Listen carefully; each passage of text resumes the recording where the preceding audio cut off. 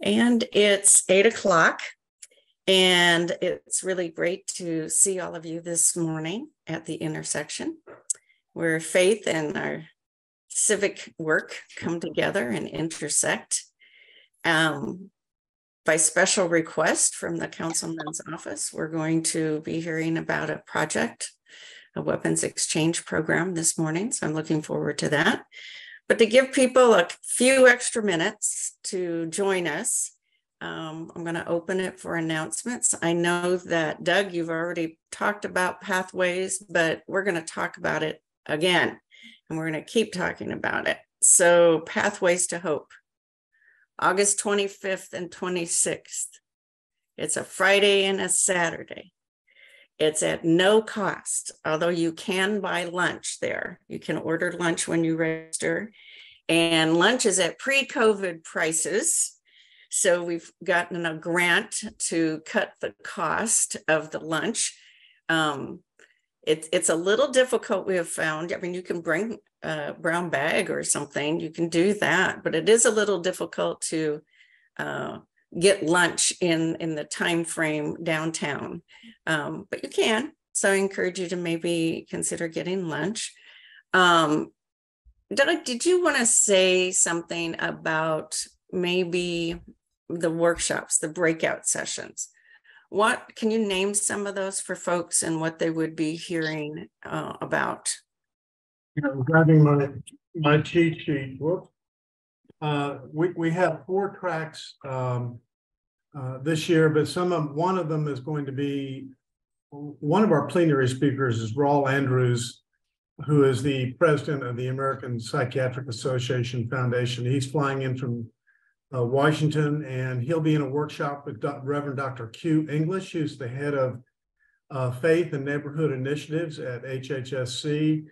We have a Justice and Mercy track. We'll be talking about the new recovery community that we're trying to develop on the SASH campus. We'll talk about how people get help when they get incarcerated.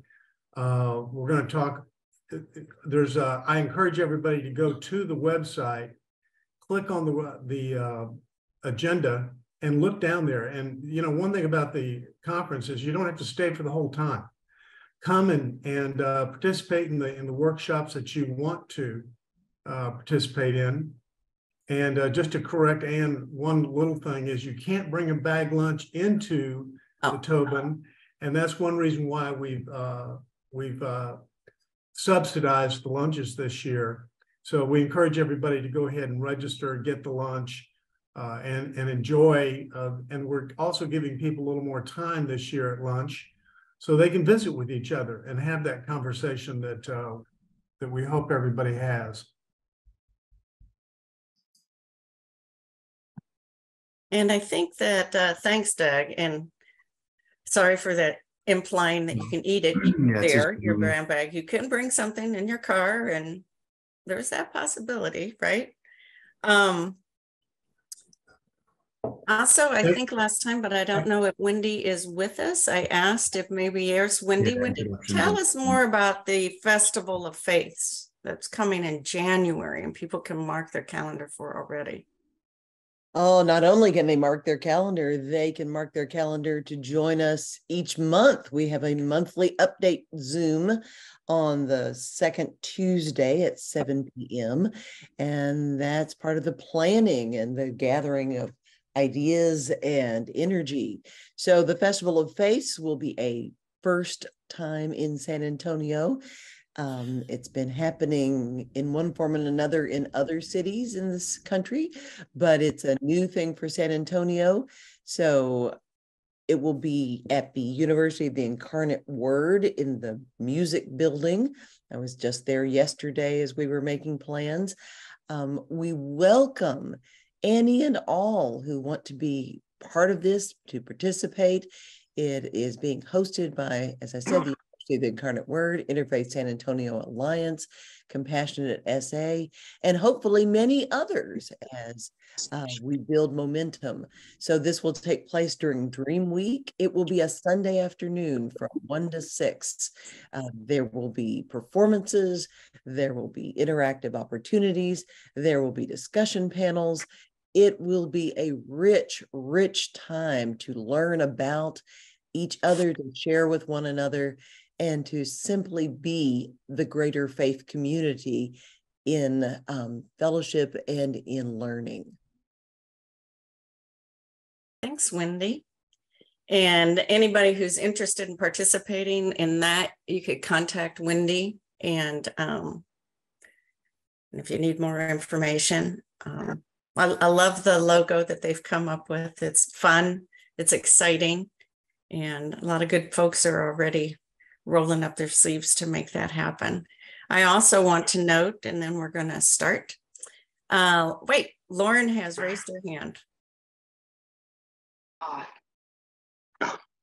For folks, if they want to share with anybody who has kiddos, we have a back to school opportunity that HEB's sponsoring.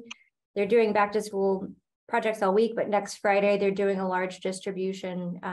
So just there's information in the chat about that. Just an opportunity to share. So thank you. Thanks, Lauren. And I did see somebody's t-shirt. There was just a flash that you might want to come back on that t-shirt. Compassionate USA. There it is. Compassionate USA, my kind of people. I need one of those. I'll get you one of those. Kind of people. Now, I'm going to note one more date to mark on your calendar. Lots of efforts are going into this year's interfaith service for Thanksgiving at the cathedral. It's going to be a citywide food drive, Tuesday, November 22nd, I think. It's the Tuesday of Thanksgiving week. Citywide food drive in partnership with the food bank. It's going to start on the main plaza with music and common table prayers. And then we're going to process into the cathedral. It's a lot of efforts going into it. It's just, I think, going to be one of those. We've just got some really great things, I think, happening in terms of our sharing of faith community across our city. And so anyway, I hope you mark your calendars in. We've got a couple months yet till then, and you'll be hearing more about it. So Miley and Derek, are we ready to begin or more than ready? And then I'm going to hand it over to all of you. Hey, Ann. So it's pronounced like Millie. Millie. I just spelled it weird. Yes, and we are ready to begin. Councilman Courage is here. Okay, good. And thank you so much for giving us this platform to speak. Thank you. Well, I thank you for, coming and asking, knocking on the door, because that's how we want the intersection to work. If things need to be talked about, let's do that. We've been doing this since the beginning of COVID. So, Councilman Courage, good morning. Welcome. Good morning, everybody. It's great to see everybody's bright, shiny faces this morning. I'm John Courage. I'm City Councilman for District 9. I know many of you. We've seen each other on numerous occasions. I recognize the work that you all do within the faith community that is so important, for all of us in San Antonio. And I thought this is an important issue I should bring up before this organization and ask for your input and support.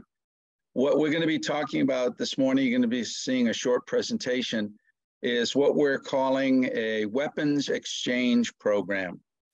And I think just by the sound of it, you can kind of get an idea that what we'd like to do is get more guns off the streets in San Antonio. And that's a very challenging thing to do for a lot of reasons. But we think that we can provide the kind of incentives that could encourage people who no longer want to have a gun in their home, whether it's a pistol or a rifle, that we can give them a safe and relatively simple method of removing that weapon from their home and thus making their home safer as far as they may be concerned.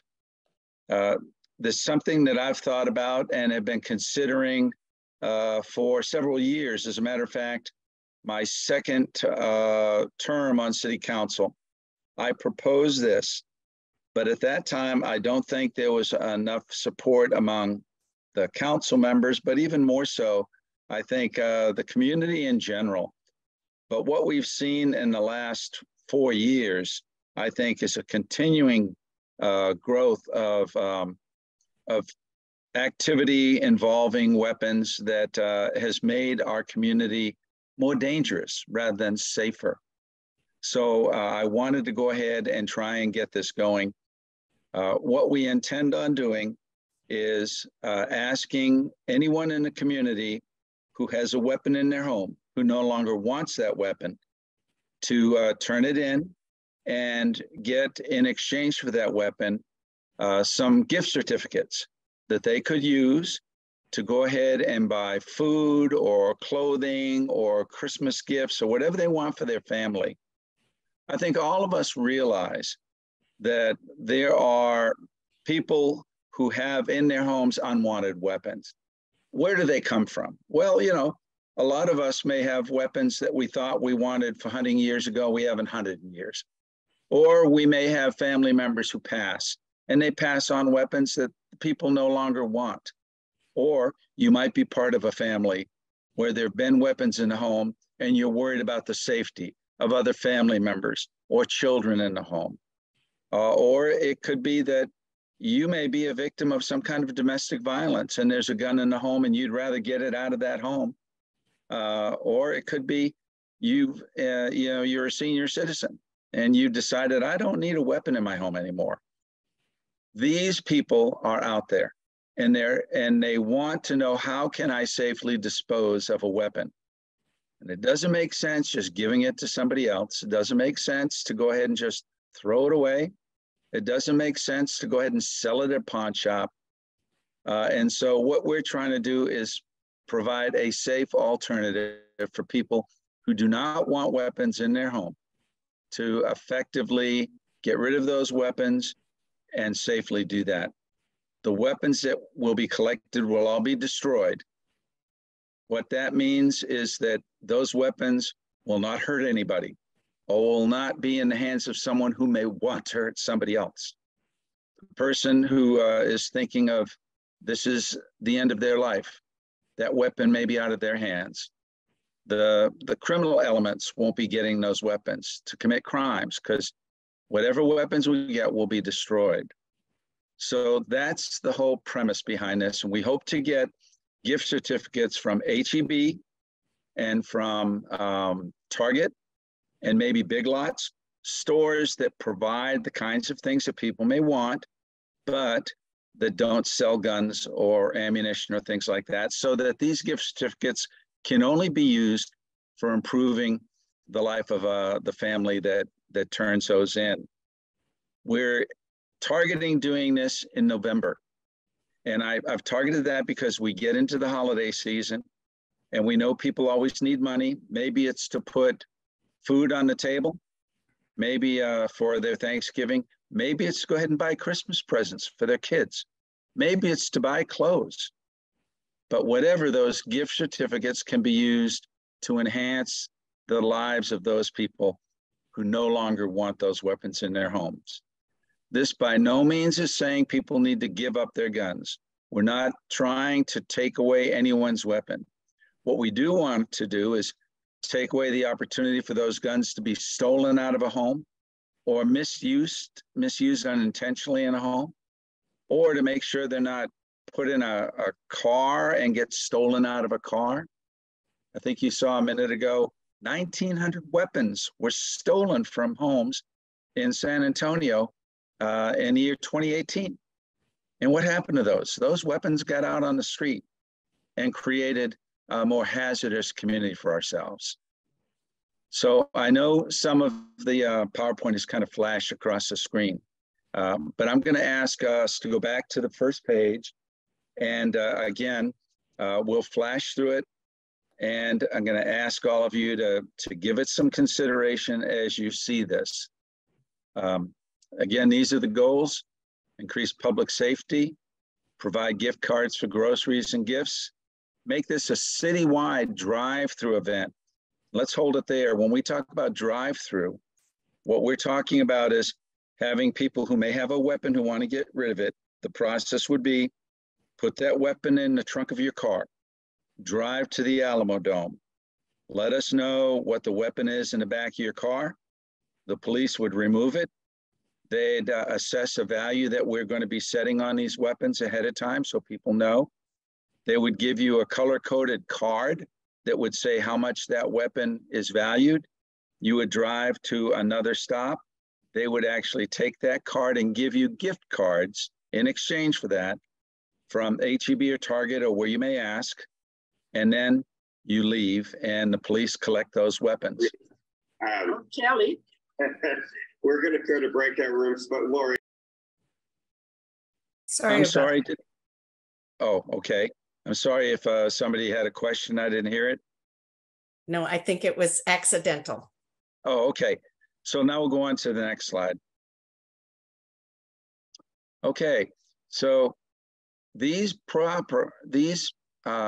tools have been used in other cities right here in Texas. Houston has been doing it for several years, just had a gun buyback. They've been buying, or what I prefer to call a weapons exchange rather than a gun buyback, because, you know, gun buybacks are going to be criticized. I think a weapon exchange may, but you're exchanging this for something that is going to be good for your family, as opposed to a situation that may not be. And you can see that it really does reduce the risk to people when these guns are unavailable to steal or to be used for violence or be used in a crime. And it prevents death. How many of us know of people who are going through some kind of a mental situation and a gun in that home only offers a challenge to that whole family?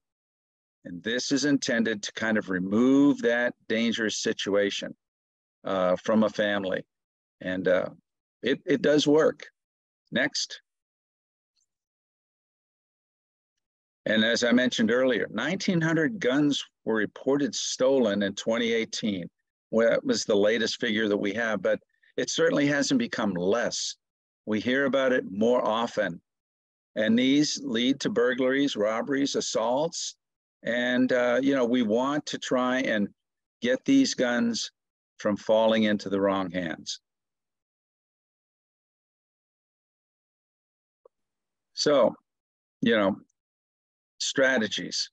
By offering a financial incentive, we think that we're going to go ahead and encourage people to go ahead and turn in their guns, which, you know, will reduce crime, we hope, but certainly it'll reduce the possibility that that weapon can be used by somebody to hurt themselves or anybody else.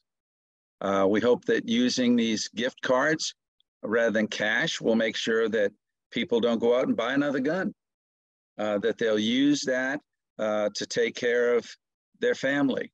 You know, getting guns out of homes are going to make children safer, and it's going to go ahead and make sure that these guns are no longer in circulation, which is important. Every gun that is taken out of a circulation is a gun that will not be used in a crime, will not be used to kill somebody, will not be used to threaten somebody, will not accidentally hurt a child, will not encourage somebody who's having a mental situation to hurt themselves or others. So how can you participate? Well, you can spread the word. That is one of the most important things we can do. We want to significantly educate the public about the opportunity of getting these guns out of their home, making their home more safe, and making the community more safe. So really, that's the number one thing you can help us do. We're going to be launching a strong public education program about this. We're, as I said, heading toward November to do this. But what we will be doing is in September and particularly October and early November, trying to help educate the community about the opportunity to participate in this. Now you can write a letter of support. I think that will help us with the public message about this. Speaking up during any kind of city budget process that comes through your neighborhood, letting them know you think it's important to get guns off the street. The city should be supportive of this. The community should be supportive of this. Call your district council person if you don't live in District 9. Reason why I say that is I'm committing $100,000 out of funds that I have available through my office for this program. I'm going to ask every council member if they would consider contributing $5,000 from their council funds. That would raise the amount to $150,000 if all council members do that. We're also trying to go ahead and encourage businesses and organizations. And that's, you see, the next part is collection. Maybe your organization, maybe your church, maybe your faith community can provide a monetary donation to the weapons exchange. For example, $500 would probably get a long gun off the street or remove 2 or 3 pistols off the street. So any collection that your organization, any contribution your organization could make would also be valuable for this. So those are the ways we're asking you to participate. Educate your community, work with the city, be supportive of it in any way you can. Yeah, your participation is essential. If we can reduce gun violence by getting 100 or 200 or 300 or 500 weapons off the street in this community, we make this community safer. So I know I've talked a lot and explained this. Millie, who you heard earlier, has been working on this. Other staff members, Kelsey has been working on this. My chief of staff, Derek, have been working on this. It's really all hands on deck in District 9 supporting this effort. But I'll be glad to take any questions or any shared concerns that people may have. I have a quick logistical question. So, and then Doug has his hand raised. If a congregation or a person wanted to make a donation, would they contact Millie about that? What's that process? Yeah, we're working with the San Antonio Area Foundation. I don't think we finalized that yet. Maybe Derek can give us an update, but we hope that they'll set up a nonprofit where contributions can go, and that's where we draw the funds from to go ahead and pay for the gift certificates and any of the other educational material we need to put together. Okay, Derek, keep me posted about that. Yeah, and I'll let people know. Yeah, we've been in communication with the Area Foundation. They are very close to establishing the fund. There were some legal questions that needed to be handled first, but we expect that to be, I would think, within the next 2 weeks established to accept donations. And these would have, it doesn't impact you all very much, but they would be tax deductible donations. Like I said, logistical. And I like too the centralized exchange location, because I know in some cases that is congregations, and that is another whole thing. So I do like that whole centralized location, and which is smart. What's going to happen to the guns after they're collected? That's a fair question. There's 2 things. Number one, they'll all be destroyed, every one of them. Now, some of those that are destroyed, what I want to do is I want to find an artist who would create a sculpture that would be in opposition to gun violence, and take a lot of those guns and incorporate them into that sculpture. And I'd like that sculpture placed someplace in the city to educate people about where this city stands on gun violence. And if we hear of an artist, we should point them back to Millie again. And Absolutely. Absolutely. Yes. Okay. We got some raised hands. So Doug. Councilman, I just wanted to give you another selling point. My son is a hunting guide and has had multiple weapons in his home, which he uses. He has had his home broken into twice, and all his weapons have been stolen. You call the police. It's almost impossible to retrieve these guns. So for people who have guns just kind of quote unquote sitting around, you may not be concerned about what goes on in your home, but those weapons are valuable for people who want to sell them or use them. And getting them out of your home is one less way for people who don't need more weapons to get them out of their home. But I think it's a risk that a lot of people have that they don't realize or they don't think about. Doug, that's a great message. You need to do a testimonial for us or get your son to as we progress on this, but you're absolutely right. Mm-hmm. Lauren. Good morning, Councilman. Thank you to your team for being here. My name is Lauren. I guess a two-part question. What has been the conversation around people turning in, like what are the questions being asked around this? Are people being questioned on where their gun came from? And are there additional incentives for those who are turning in guns who are maybe procured legally? If that makes sense. That's an excellent question, which we really didn't put into our PowerPoint, which we will the next time we do this. This is totally anonymous. And so we're not going to ask anyone who drives into the Alamo Dome with a gun in their trunk, where did it come from? What is your name? No, none of that. It's simply an anonymous opportunity for people to get rid of guns. Now, on the other side, when the guns are collected, the police will look at them and they will assess, for example, does this gun match a criminal activity?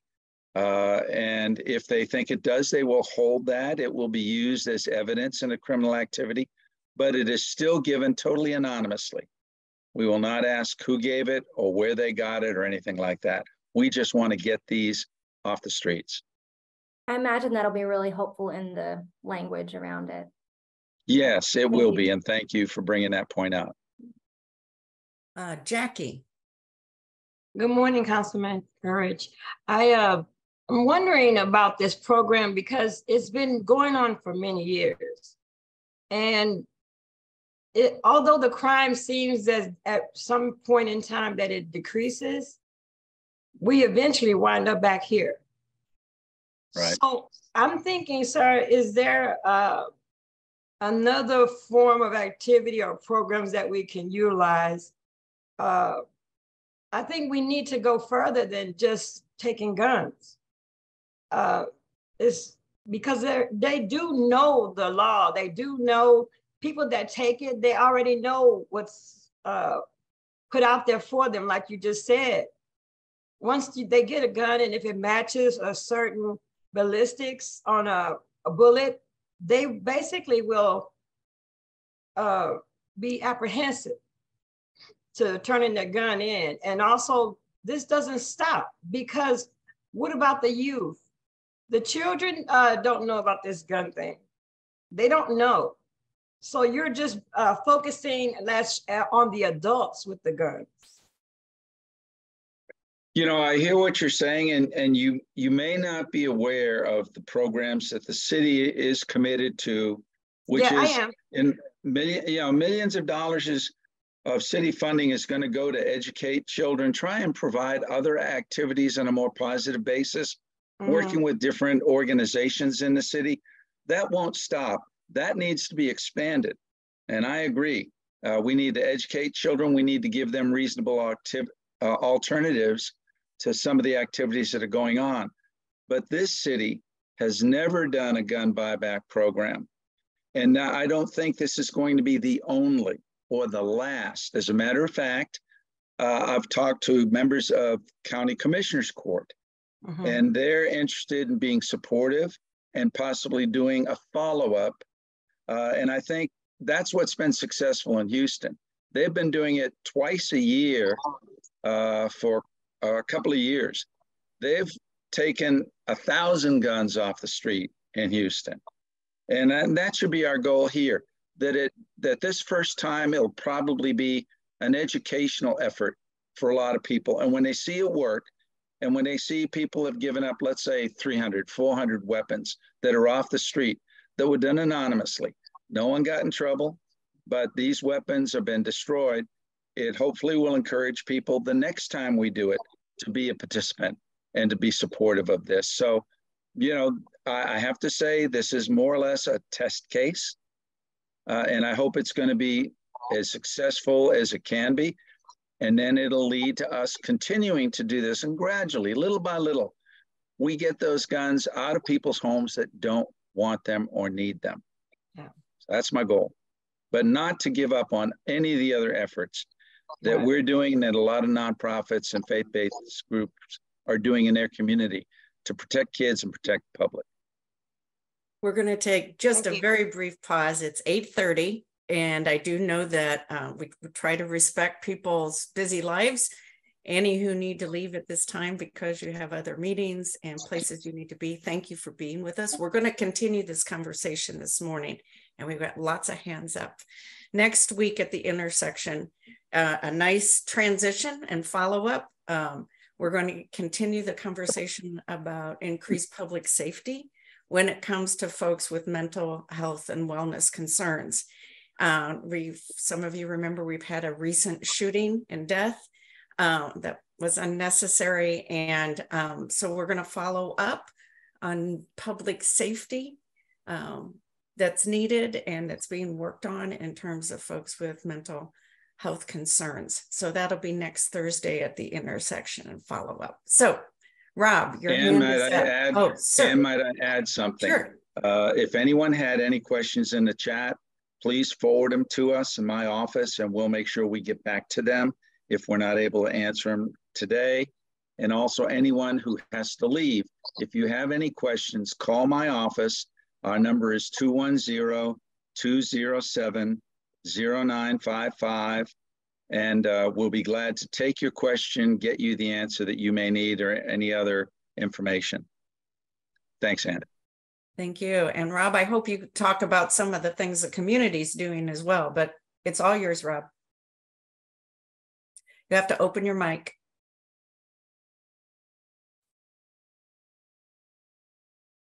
Yeah, we see you talking. There you go. Okay, sorry about that. First of all, thanks, Councilman. I really appreciate this initiative. I'm working currently with Erica Holler-Stevenson's Metro Health efforts to try and create an overall violence prevention strategy for the city. And this is I'm in the particular gun violence subcommittee of that. But this is one of the things that we've talked about and have also seen the successful efforts in Houston. And then working at the state level with Texas Impact, we're developing a relationship with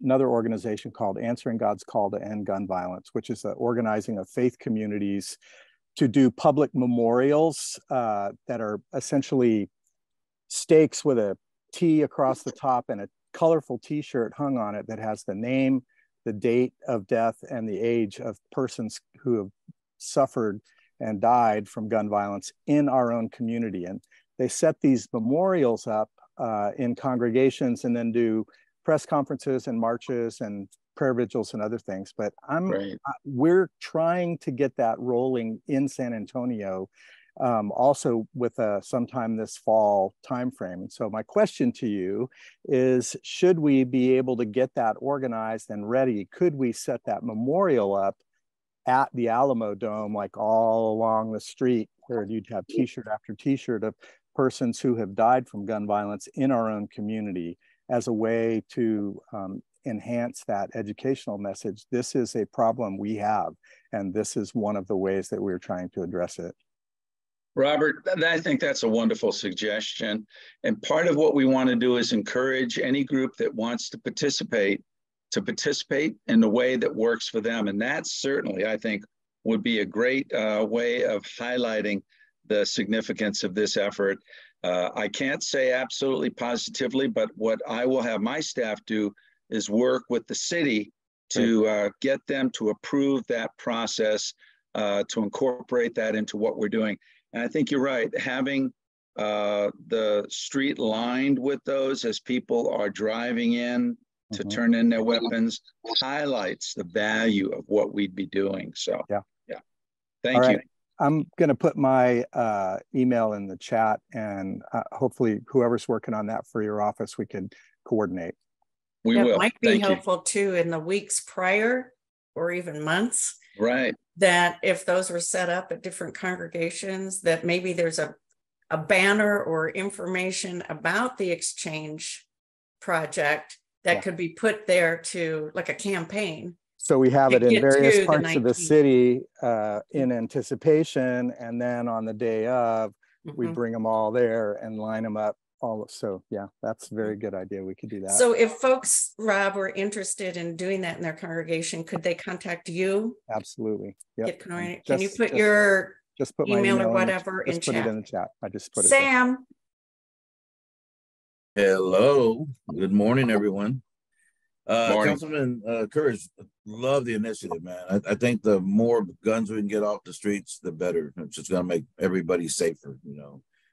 My only concerns, and I think some people brought them up, but I think the idea of having an artist to take those guns, I think that's awesome. I mean, I think that right there sends a huge message of where we stand as a city, and as far as guns is concerned, and the death rate and everything else, the violence that's all kind of tied into guns.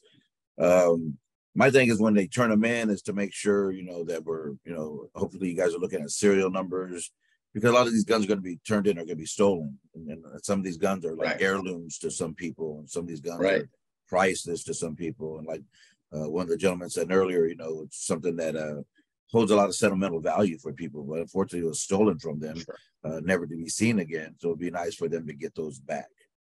Yeah, I think you're absolutely right. One of the things that the police will be looking at is serial numbers. They'll be looking to determine if they may have been involved in the crime, but they'll also return them to property owners who have reported those weapons stolen in the past. So yes, they should be returned to the rightful owner. What we may do is ask the police, contact that owner, tell them this was turned in at the weapons exchange program. You reported this. Do you want it back? Or should we destroy it along with the other weapons, and give people at least that choice? And if they want it back, they can come by and pick it up. You know, things may have a sentimental value, and I understand that, and I respect that. But also people might start rethinking, yeah, it has a sentimental value, but then again, do I want it stolen again? Do I want it used in a crime? And they may change their mind and just say, no, get rid of it. But that would be part of the process, to return any stolen weapons to the rightful owners. So, and I think plus also just one last comment, that as long as the exchange as far as money wise compared to the weapon itself is kind of comparable, then I think, you know, that you'll probably have more success, you know, as far as that goes. So yeah, and we're still assessing, and we'll be using SAPD and other methods to determine what is a reasonable incentive for people to turn the weapon in. You know, somebody might be able to go to a pawn shop and get X amount of dollars for a pistol or a rifle. And I don't know that we're trying to be in competition with those businesses to get those weapons. But then again, we have to face the reality that people very well may say, well, I get $100 more at the pawn shop than this exchange. So we need to accordingly try to get the right incentive for the weapons that are going to be turned in. And so we're working on that. You know, to me, honestly, I'd pay $1,000 to get an AR off the street. Oh, you know, because that kind of weapon destroys a lot of lives. Yes. But a lot of it too will depend on how much money we're able to raise. So we'll see. Excellent. Thank you. I've been asked to moderate. Ann's computer crashed, so I'm back. Oh, there she is. I'm all right, back. never mind. That was very short got moderatorial. Thank you, Councilman. There we go. Randy,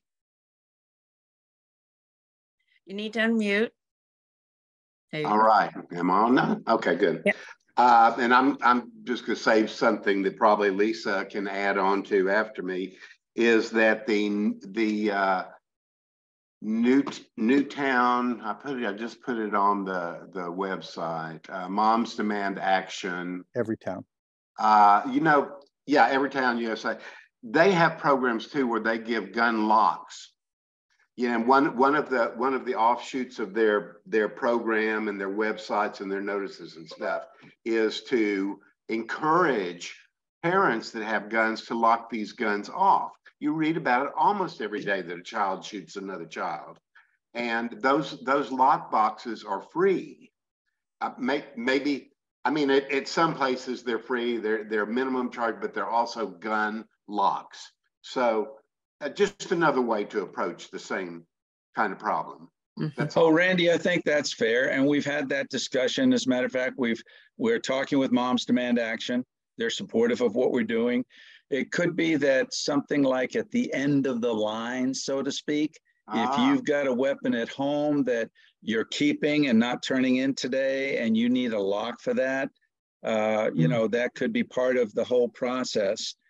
The thing is, I'm more concerned about getting guns off the street, so to speak. And the reason why I say that is somebody could have a lock on their gun, but if that gun gets stolen, the criminal's going to get the lock off. That's right. That's right. And so, yes, it has value, and I want to continue to have that value. But we're working on trying to provide a little bit more along the line of how we're going to work this out. So I'm in tune with what you're saying. Totally for it. Yeah, totally for that. I was just saying, like, in addition to, I think the idea of at the end of the line is a great idea. Right. Thanks. Lisa. Hi, thank you, Councilman Courage. I'm really proud to be a District 9. And excuse me. So my question is about the stolen guns, about returning them to people. So I know of a few cases of people who have taken guns from family members who, are at risk. And the family member reported the gun stolen. And I know these people would want to turn in those guns. But if you then called that family member and said, hey, I've got your gun, you're just putting it back into their hands. And that gun could have been taken for very good reason. So I understand that some people have heirloom guns, et cetera, stolen property, but it's a complication that I'm not really sure how to handle, and that you're just really putting it back into the hands of somebody who, getting it off the street is a blessing, is a good thing. Putting it back into their hands may be the worst thing that you could do. Yeah, I don't know the answer. I'm just raising the question. Yeah, that's a fair question. Thank you so much for doing this. Sure. I don't have an answer for that right now, but I think that's something we need to consider. Talk with SAPD about that. Talk with maybe our Metro Health Department about that, and see if we can't devise a recovery method of some kind that might help protect against that. For example, if somebody is going to anonymously turn in a weapon, they may want to indicate that the weapon was taken from somebody who has a mental health issue, or they're afraid that that person, could use that gun to harm themselves or somebody else.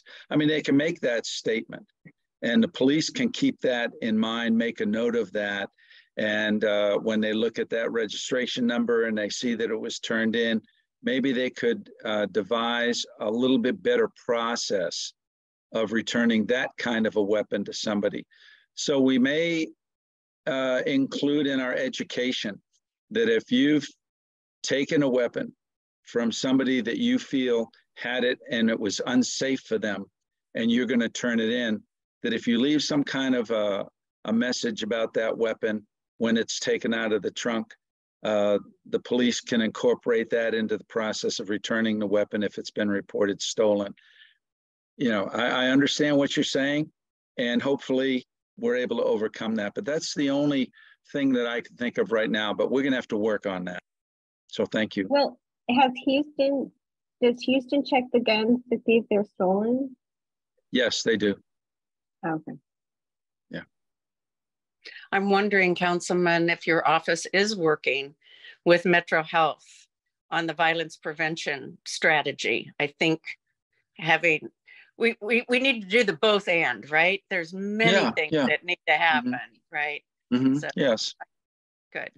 Bill Neely. Hello. So I know we're short on time, so I'll make my comments brief. I had posted 2 questions in the chat, and your staff have answered them nicely, but I'll just reiterate them here. My first question was about what kind of PR and public media has been done so that Sacred can help promote this. So sacred.org will promote this program once the specifics are released and we know what the dates are and so forth. And so, if you need any help with getting the word out, we're more than happy to do that, and help you and help your office promote that. That's great. My second point was around permanent gun surrender programs. And so your staff says that anyone can surrender a gun at any time at any SAPD station. So there's no financial incentive to do that. But if you have a gun that you don't want anymore, that you don't want to sell, or you don't want to be in use anymore, then that can be surrendered there as well. And so I think that program is probably worth, while there's no financial incentive, I understand that financial incentive is important.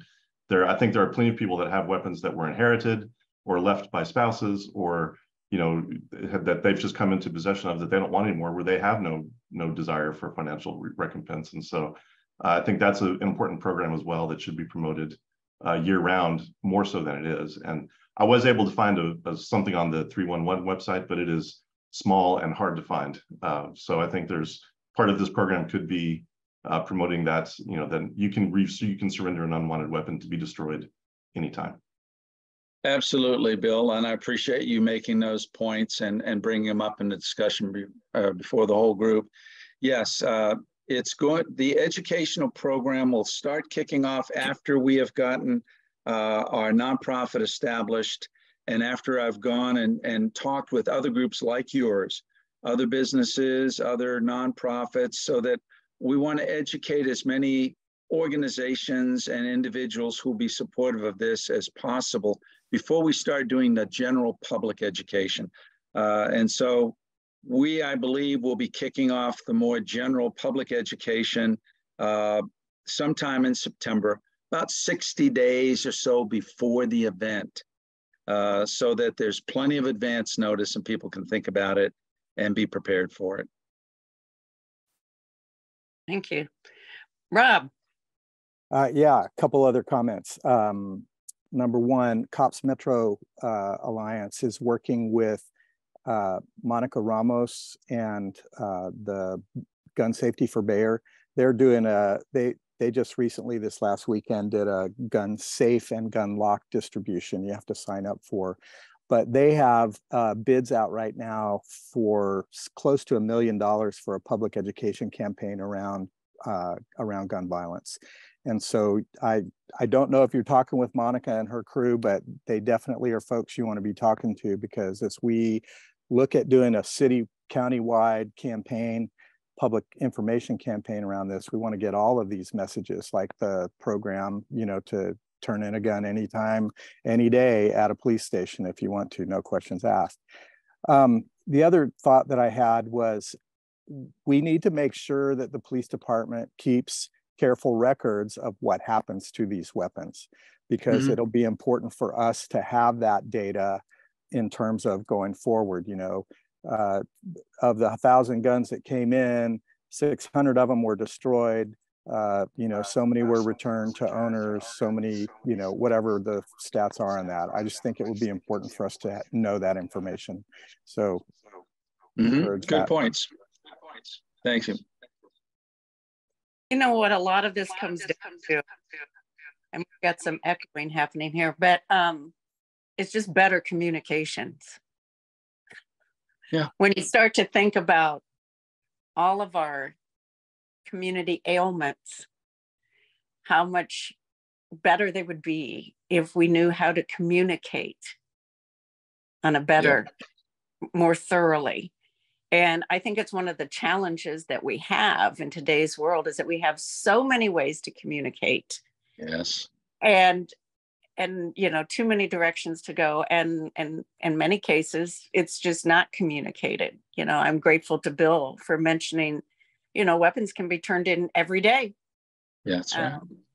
And the print's small, but, you know, we need to communicate. And it takes all of us working at that. Any other last questions for the councilman?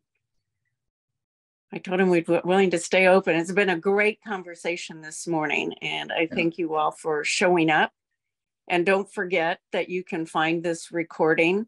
Billy's usually pretty good about posting it by the end of the week, but you can utilize, you know, that first 30 minutes or the whole thing. But if you're talking with a neighborhood association or with your congregation or at work, whoever that might be, you could just utilize the part of the recording to get the information so you don't have to repeat it and remember it all, right? Communication. So I'm grateful, Councilman, for you coming this morning, for knocking at my email door and saying, let's do this. And people are ready to do this. So thank you for your leadership. And thank you for your persistence. And again, thank you all for being with us this morning at the intersection. And if you too want a t-shirt, let Randy know. And thank you. Yep, we'll see you all next week at the intersection when we talk about some more public safety when it comes to folks who have mental health concerns. So see you next week at the intersection. Thanks all. Have great weekends. Thank you, everybody.